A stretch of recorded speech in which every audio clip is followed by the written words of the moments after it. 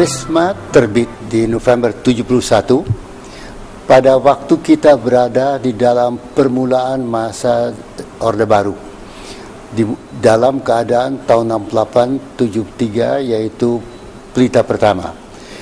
Ini adalah memberi isi terhadap Orde Baru, dan harapan ketika itu adalah pembaharuan ekonomi, pembaruan dalam sosial, kultural, di seluruh bidang.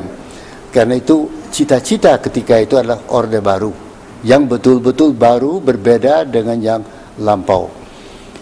Dalam masa itu, teman-teman yang terlibat dalam gerakan 66, Angkatan 66 telah menerbitkan surat kabar kami, dan kemudian ada gagasan pikiran untuk mengendapkan pikiran-pikiran dan ilmu merintis Orde Baru dari sudut ilmu pengetahuan di bidang ekonomi, pembaharuan sosial, dan perubahan kultural.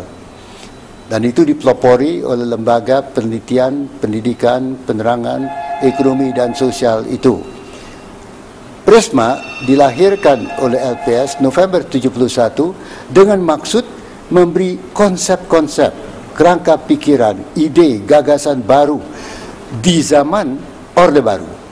Nah, maka saya ingat berbagai pikiran-pikiran keluar di bawah pimpinan para muda-muda, Ismet Haddad, kemudian Daniel Dakide, kemudian Aswab Mahasin.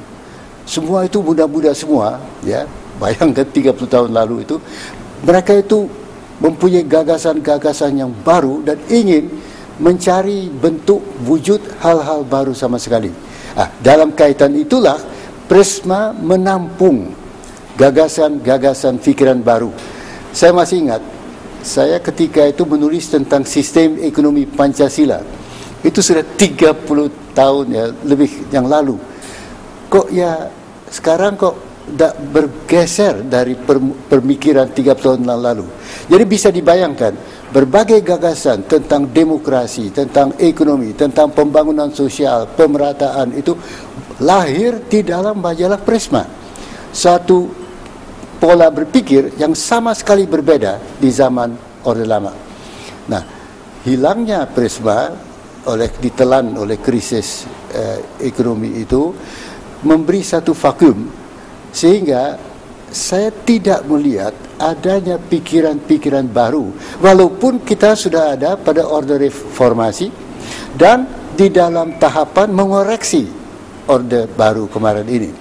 Tapi mengoreksi apa? Apa alternatifnya? Apa gagasannya? Apa ide-ide segar barunya?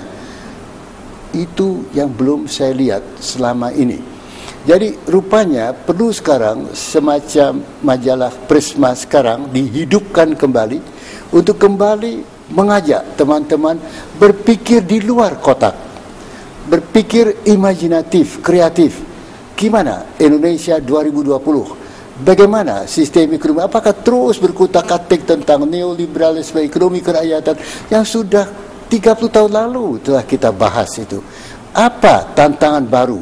Tantangan baru adalah ekonomi 2020, jumlah manusia yang sudah mendekati 8 miliar, sumber daya alam yang semakin terkuras, pemerataan pendapatan yang sekarang timpang antara negara maju dan negara berkembang, kemajuan teknologi yang sangat maju, sehingga bagaimana membangun Indonesia di dalam dunia yang baru.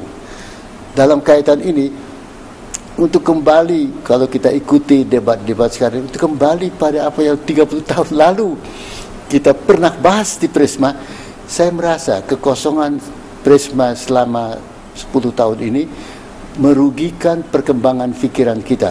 Karena itu saya sambut baik munculnya Prisma kembali dan mengharap ini suatu tantangan. Mari kita gali gagasan baru dan tidak terkurung dalam kotak pemikiran yang sudah puluhan tahun mengungkung kita. Kita lepaskan diri, kita tantang masa depan dengan ide gagasan baru. Maka harapan saya sekarang bisa tak Prisma sekarang memelopori cara berpikir baru, menghidupkan gagasan segar, menanggapi tantangan dunia, tantangan Indonesia 2020, melihat ke depan dengan dunia yang baru sama sekali. Dengan demikian, Risma menghidupkan kembali tradisinya, mampu berpikir di luar kotak, memberi gagasan segar menghadapi tantangan masa depan.